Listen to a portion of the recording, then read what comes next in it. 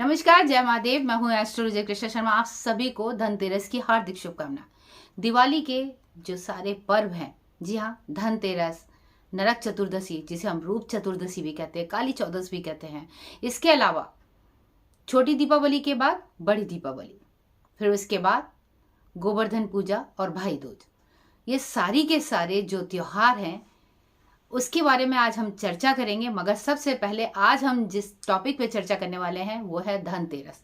सब लोग बहुत ज़्यादा कंफ्यूज हैं कि कौन से दिन हम धनतेरस बनाएं। तो ये कंफ्यूजन जो है बिल्कुल ख़त्म हो रही है। यहाँ पे मैं बता दूं कि आप 22 अक्टूबर को यानी कि शनिवार को जब धन त्रयोदशी लग जाएगी, यानी कि शाम को धनतेरस लग जाएगी, ये 6:02 से प्रारंभ होगी और अगले दिन 23 अक्टूबर को ये शाम को 6:03 तक खत्म हो जाएगी। तो इसका मतलब हम इसको 2 दिन बना सकते हैं। जिन्होंने कोई खरीदारी करनी है, या फिर आप ये मान के चलिए आप बर्तन वगैरह खरीद रहे हैं, या फिर कोई प्रॉपर्टी या कोई दुकान की डील कर रहे हैं शाम से, या कोई गाड़ी वगैरह भी खरीद रहे हैं, तो आप खरीद सकते हैं। ये समय जो है जब त्रयोदशी की तिथि लग जाती है, इसका मतलब हम सबसे पहले जो पूजा आराधना हमारी होती है धन्वंतरी जी की होती है। उसी दिन जो है यम दान का जो दीप दान होता है, यम दीप दान होता है, तो वो भी दक्षिण दिशा की तरफ इसलिए जलाया जाता है कि ये दीपक जो है दक्षिण दिशा में जलाने से आपके पूर्वजों को समर्पित होता है, यम देव को समर्पित होता है, और वहां से आने वाले जो काल हैं उनको समर्पित होता है। आप अपनी सुरक्षा के लिए दक्षिण दिशा की तरफ एक दीप जरूर जलाइएगा। ये 22 तारीख को भी आप जला सकते हैं। और धनतेरस का एक हम जो समय है वो 22 तारीख को आप शाम को, जिसे हम कहते हैं कि धनतेरस की अगर पूजा होती है तो प्रदोष काल में होनी चाहिए। तो प्रदोष काल में जो शाम का मुहूर्त है वो 7:01 से प्रारंभ होगा, रात के 8:17 तक का समय रहेगा। तो आप उसको बहुत अच्छे से मना सकते हैं। धन त्रयोदशी को, धनतेरस जो है की जो पूजा होती है प्रदोष काल में होती है, और बहुत ही अच्छा यहाँ पे योग भी बन रहा है, क्योंकि देखिए यहाँ धन त्रयोदशी वाले दिन कई ऐसे मुहूर्त जो बन रहे हैं वो आपके धनतेरस की जो तिथि को और भी ज्यादा शुभ बना देते हैं। यहाँ पर मैं बता दूं त्रिपुष्कर योग बन रहा है। त्रिपुष्कर योग जो है हर चीज में, हर काम में आपको सफलता प्रदान करती है। यदि आप कोई डील कर रहे हैं, या दुकान खरीद रहे हैं, या मकान खरीद रहे हैं, या फिर गाड़ी खरीद रहे हैं, या कोई भी नया बिजनेस भी डाल रहे हैं, और या आप पूजा आराधना भी कर रहे हैं, तो वो आपके लिए बहुत ज्यादा शुभ हो जाती है। इसका मतलब ये मान के चलिए आपको 3 गुना आपको फल प्राप्त होता है। तो कहने का तात्पर्य यह है कि ये जो त्रिपुष्कर योग जो है वो कब बनेगा, ये भी 22 तारीख को ही बन रहा है, और 22 तारीख को 1:50 से लेके शाम को 6:02 तक का बन रहा है। तो इसका भी आप बहुत अच्छे से आप फायदा उठा सकते हैं। और इसका महत्व भी मैं आपको बताना चाहूंगी कि धनतेरस का महत्व यह है कि कार्तिक महीने की कृष्ण पक्ष की त्रयोदशी की तिथि के दिन धनतेरस मनाया जाता है। वैसे तो 13 जो नंबर होता है बहुत ज्यादा कई लोग अशुभ मानते हैं, मगर देखिए 13 कहीं कहीं शुभ भी होता है।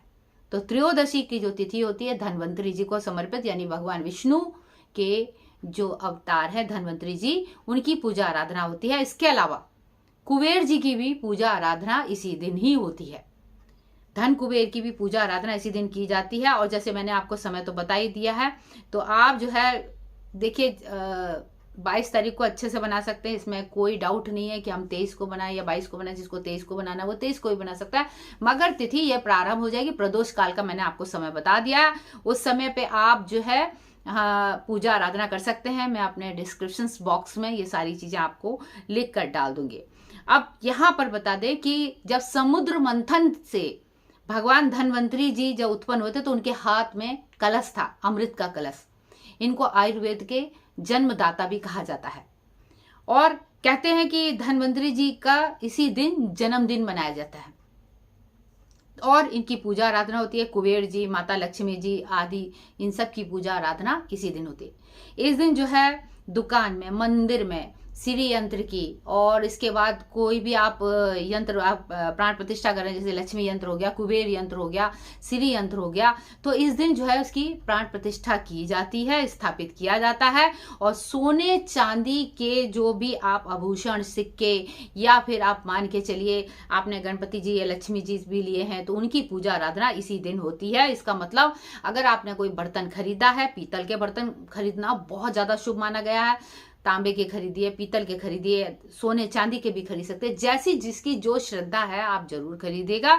और इस दिन कहते हैं कि झाड़ू जरूर खरीदनी चाहिए, और झाड़ू 2 के आप संख्या में लाएंगे। एक तो जो फूल वाली झाड़ू होती है, दूसरी जो है सीको वाली झाड़ू होती है नारियल की। इन 2 झाड़ुओं को जोड़े के रूप में लाने, उस झाड़ू की भी पूजा इसी दिन होती है। पुरानी झाड़ू आपको सुबह के समय आपने इसको निकाल देनी है, जो टूट गई है पुरानी निकाल देनी है। कबाड़ जितना होता है घर का सारा आज ही, यानी कि धनवंतरी वाले दिन ही आपको, धनतेरस वाले दिन ही आपको निकालनी होती है। तो धनतेरस वाले दिन आप पुरानी जो भी आपके घर में यानी कि कबाड़ की चीजें हैं, झाड़ू भी है पुरानी, उसको हटाइए। नई झाड़ू आती है, क्योंकि उसकी पूजा आराधना की जाती है। शाम को आप जब लेके आते हैं, मुख्य दरवाजे और आंगन पे दिए जलाए जाते हैं, आटे के दिए जले जाते हैं। आटे का दिया आपको कहाँ जलाना, उसमें एक सिक्का जरूर लगा दीजिएगा, ये आपने कहाँ जलाना है। एक तो जो है अपने तिजोरी के पास जलाना है, और एक जो है आप अपने मंदिर में जलाना है। और उस मंदिर वाले के पास जो आपने दीपक जलाया उसको आप तुलसी के पास रख दीजिएगा। मगर जैसे ही जब ये दीपक जो है बुझ जाए तो उसको घर के अंदर ले आइएगा। इसके अलावा सर्वदा सिद्धि योग भी बन रहा है। 175 साल के बाद बहुत इस तरीके के योग इस दीपावली पर बन रहे हैं। 25 तारीख को सूर्य ग्रहण पड़ रहा है, जो तुला राशि में पड़ रहा है। मैंने उस पर भी वीडियो बना के डाल दिया है। और फिलहाल अभी हम आपको सिर्फ और सिर्फ जिस बात पे चर्चा कर रहे हैं वो है, सिर्फ यहाँ पर हमने धनतेरस की बात की है। अब आपने जो धनिया आपने चढ़ाया है, सूखा धनिया धनवंतरी जी पे चढ़ाया है, लक्ष्मी जी पे चढ़ाया, खीर बतासे चढ़ाए हैं, खीर का जरूर भोग लगाइएगा। ये सारी चीजें जो है आपने जो चढ़ाई है, तो जो धनिया के जो बीज हैं आपने दूसरे दिन जब आप उठाइएगा उसको लेके आपने गमले में डाल दीजिएगा। इससे आपको पता लग जाएगा कि कितने अच्छे आपके गमले में जो धनिया जब उगता है, तो पता लगता है कि आपकी आने वाला जो साल है वो आपके तरक्की, आर्थिक स्थिति को दर्शाता है कि कैसा रहने वाला है। तो इस तरीके की जो चीजें हैं पूजा आराधना में, ये आपको जरूर करनी है। और जो जल है, जो कलश में आपने धनवंतरी जी के सामने एक कलश रखिएगा, उस कलश पहले गेहूं, फिर उसके बाद कलश, उसमें जो है आम के पत्ते, फिर उसके ऊपर आप नारियल छोटा सा रख सकते हैं, छोटा रखना चाहे तो रखिए, अन्यथा जो है आप उससे जो आम के पत्ते या अशोक के पत्ते रखकर जल आपने रख देना है। पीतल के अगर लोटे में रखते हैं तो बहुत ज्यादा शुभ है, अन्यथा आप जो है उसका भी ले सकते हैं, तांबे का, उस पर भी रख सकते हैं। इसके बाद सुबह इस जल को आप इसको खुद भी प्रसाद के रूप में ग्रहण कीजिए, पूरे घर में इसका छिड़काव कीजिए, थोड़ा सा अपने स्नान में जरूर इस जल को डाल लीजिएगा। जब आप क्योंकि नरक चतुर्दशी वाले दिन भी बहुत खास उपाय किए जाते हैं, उस पर हम चर्चा आपको कल करके बताएंगे, क्योंकि अभी समय बहुत ज़्यादा हो चुका है, तो इसीलिए मैं आपको कल इस पर पूरी चर्चा करके बताऊंगी कि किस तरीके से आप नरक चतुर्दशी वाले दिन कुछ ऐसी चीजें करिएगा जिससे जो है आपके ऊपर कुछ अला बलाएं जो होती हैं, जो दिवाली के रात में बहुत नकारात्मक जो शक्तियां हैं, वो आपको परेशान ना करें, किसी का कुछ किया धरा भी आपके ऊपर कोई असर ना करे। एक चीज और मैं बता दूं, ये पूरे जो है त्योहार में आपको एक काम और करना है, वो है एक नींबू जरूर लेना है। तो धनवंतरी जी की जिस दिन आप पूजा करते हैं, धनतेरस वाले दिन जिस दिन पूजा करते हैं, तो एक नींबू जरूर अपने घर में पूरे घुमाने के बाद उसको आपने कहाँ रखना है, उसको ला के अपने घर के मुख्य द्वार पर जाकर उसको अगर ऊपर के साइड पर उसको थोड़ा लटका दें, रख दें सिंदूर लगा के, और थोड़ा सा काजल लगा कर उसको रख दीजिएगा। और इससे पता लग जाएगा कि जो भी नकारात्मक शक्तियां, जो भी चीजें आती हैं, वो उसके ऊपर अटैक करती हैं। तो अपने आप ही नींबू जो है सूख जाएगा, खराब हो जाएगा, पता लग जाएगा। फिटकरी भी आप रख सकते हैं काले रंग के धागे में लपेट कर अपने घर के जो चौखट है उससे आपने उस धागे को एक नाप लेना है, फिर उसके बाद उसमें लपेट देना है। लपेटने के बाद उस फिटकरी को अपने घर के मुख्य द्वार पर चौखट के ऊपर रख दीजिएगा। ये आपको प्रोटेक्शन देगी। जो दिवाली पे जो नकारात्मक शक्तियाँ बहुत ज़्यादा प्रबल हो जाती हैं उनसे आपको बचाव करवाती है। ये छोटी जो उपाय हैं मैं चाहूँगी इसको आप जरूर कीजिएगा।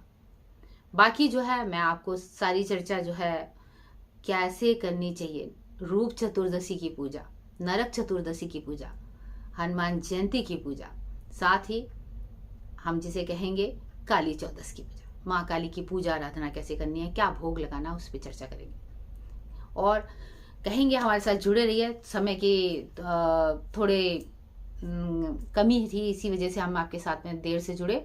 इसके अलावा ये बता दें कि आप लोग अच्छे से ये त्यौहार को बनाइएगा, सेफ तरीके से अपने घर में इस त्यौहार को अच्छे से बनाइए, क्योंकि समय का अभी मैं जैसे कह रही थी कि ये साल का आखिरी सूर्य ग्रहण है जो 2019 में 2020 में पड़ा, तो कुछ ना कुछ उथल पुथल इसमें जरूर होने वाली है। तो इससे थोड़ी सी आपको सावधानी बरतनी है और साथ ही अपने स्वास्थ्य का भी ख्याल रखना है। इसी के साथ ही मैं आपसे चाहती हूँ इजाज़त, मुझे तो इजाज़त। हर हर महादेव।